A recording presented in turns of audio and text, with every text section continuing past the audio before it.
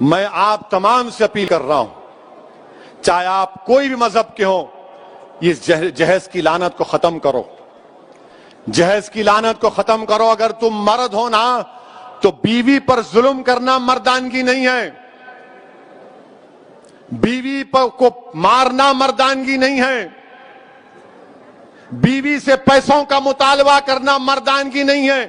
تم مرد کہلانے کے بھی لائق نہیں ہوگا اگر تم ایسی حرکت کرو گے۔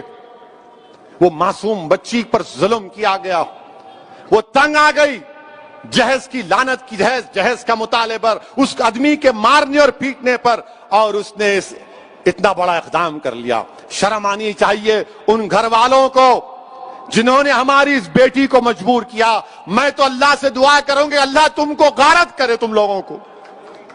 ہر باپ کی تکلیف تم نہیں سمجھ سکتے۔ اگر کوئی باپ خبر میں جاتا ہے، میں کئی ایسے لوگوں کو جانتا ہوں جو زندگی کی آخری سانسیں لیتے ہیں اور اپنا ہاتھ پکڑ کر دھیمی سی آواز میں کہتے ہیں اسد صاحب بچی کی شادی ہے، انتظام کرا دو، مرنے سے پہلے کچھ ہو جائے۔ کیا ہو رہا ہے ان لوگوں کو؟ کتنے عورتوں کو تم مارو گے؟ کیسے تم مرد ہو جو بچیوں کو مار رہے ہو، ان کی جانیں لے رہے ہو؟ کیا تم میں انسانیت مر چکی ہے؟ اور ایسے کتنے لوگ ہیں جو اپنی بیویوں پر ظلم کرتے ہیں، تھپڑ مارتے ہیں، جہیز کا مطالبہ کرتے ہیں، حاملہ بیویوں کو ڈھکیلتے ہیں اور باہر نکل کر اپنے آپ کو بڑا فرشتہ کہلاتے ہیں۔ ارے یاد رکھو تم دنیا کو دھوکہ دے سکتے ہو مگر اللہ کو نہیں دیکھ سکتے۔ اللہ دیکھ رہا ہے، اللہ سمجھ رہا ہے، اور اللہ ضرور مظلوم کا ساتھ دے گا، اللہ مظلوم کا ساتھ دے گا۔ میں ان تمام مسلمانوں سے اپیل کر رہا ہوں، اللہ کے رسول صلی اللہ علیہ وسلم نے ارشاد فرمایا تھا کہ تم میں سب سے بہترین وہ ہے جو اپنے گھر والوں سے اچھا ہے، بہترین اخلاق اس کے ہیں جو اپنی بیویوں سے اچھا برتاؤ کرے گا۔ یاد رکھو اگر تم اپنی بیویوں کو مارو گے تو کل یہی مار کا تم کو حساب حشر کے میدان میں دینا پڑے گا۔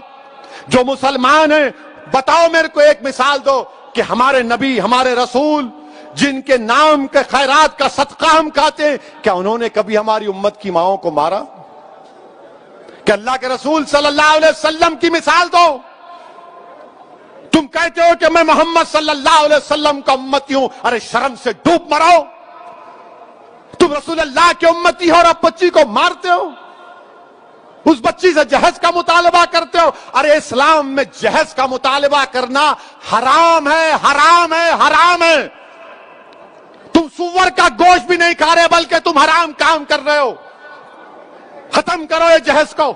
کیا لے کے جاؤ گے خبر میں؟ حیدرآباد کی، دکن کی تاریخ بھری پڑی ہوئے محلات ہیں بادشاہوں کے، ان کے مقبرے پر آج پھول ڈالنے والا کوئی نہیں ہے۔ کیا لے کے جاؤ گے تم کسی بچی پر ظلم کر کے؟ کتنی دولت تم کو چاہیے؟ ظلم کرے اس بچی پر، تکلیف ہوتی ہے، شرمندگی ہوتی ہے۔ سوچو اس بات کو، ختم کرو ان برائیوں کو اپنے معاشرے سے۔ بچیاں، اللہ کے رسول صلی اللہ علیہ وسلم مسلمانوں کے لیے کہہ رہا ہوں بلکہ دنیا کو بتا رہا ہوں کہ ہمارے رسول صلی اللہ علیہ وسلم جب اپنے بیٹی سے ملنے جاتے، شہزادی جنت سے، یا وہ آتی، اللہ کے رسول صلی اللہ علیہ وسلم اپنی صاحبزادی کے لیے کھڑے ہو جاتے، بیٹی کے لیے کھڑے ہو جاتے تھے، حضرت فاطمہ کے لیے پیشانی پر بوسہ دیتے اپنی بیٹی کو۔ اور تم کیا کر رہے ہو؟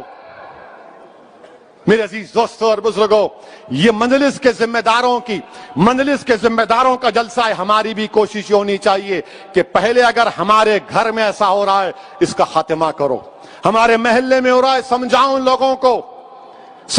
لوگوں کو۔ اور میں ہماری بیٹیوں سے کہوں گا کہ ڈرنا نہیں، تم ہرگز اپنی جان نہیں لینا، تم کبھی اپنی جان نہیں لینا، کبھی نہیں لینا تم اپنی جان۔ تم زندہ رہو، ہم تمہارے ساتھ ہیں، تمہاری جان کی قیمت ہے میری بیٹیوں۔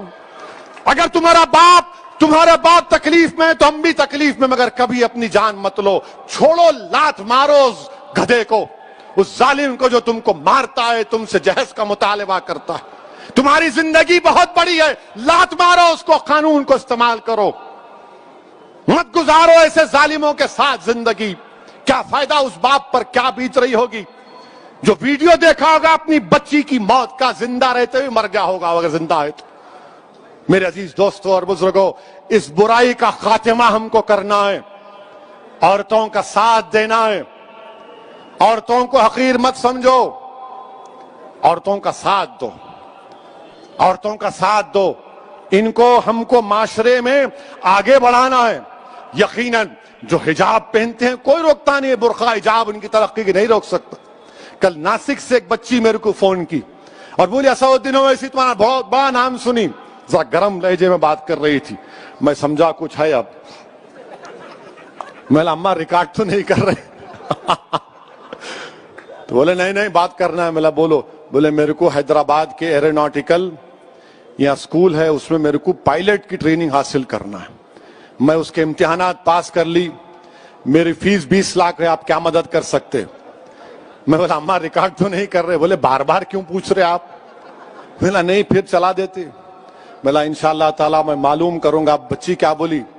میں مسلمان بچیوں کے لیے رول ماڈل بننا چاہتی ہوں، اویسی صاحب میں پائلٹ بننا چاہتی ہوں، اور بنے حیدرآباد میں۔ حیدرآباد سے بھی ہمارے ایک اردو اخبار کے سیاست کے ذمہ داروں نے ایک بچی کو ٹریننگ دلائی تھی، وہ پائلٹ بنی، بولی میرے کو پائلٹ بننا ہے اسدالدین اویسی صاحب، میں رول ماڈل بننا چاہ رہی ہوں۔ میں سلام کرتا ہوں ان بچوں کے اسپرٹ کو۔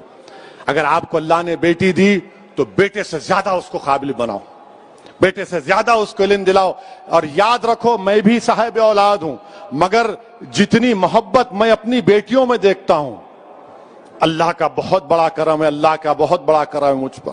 میرے عزیز دوستوں اور بزرگوں، یہ بات کہنا ضروری سمجھتا تھا، اسی لیے آپ کے سامنے رکھ رہا ہوں۔ اچھا اب ایک اور اہم بات، انشاءاللہ تعالیٰ 1 بجے سے پہلے بات کو ختم کر لوں گا۔ یہ کووڈ کی وجہ سے تقریر کرنے کا موقع ہی نہیں ملانا، دارالسلام میں جلسہ نہیں ہوا، وہ رحمت اللہ عالمین کا جلسہ صلی اللہ علیہ وسلم کا اوپر ہوا، بہت سے ہمارے جلسے یہ بیماری کی وجہ سے، وائرس کی وجہ سے ذرا جلسے نہیں ہوئے۔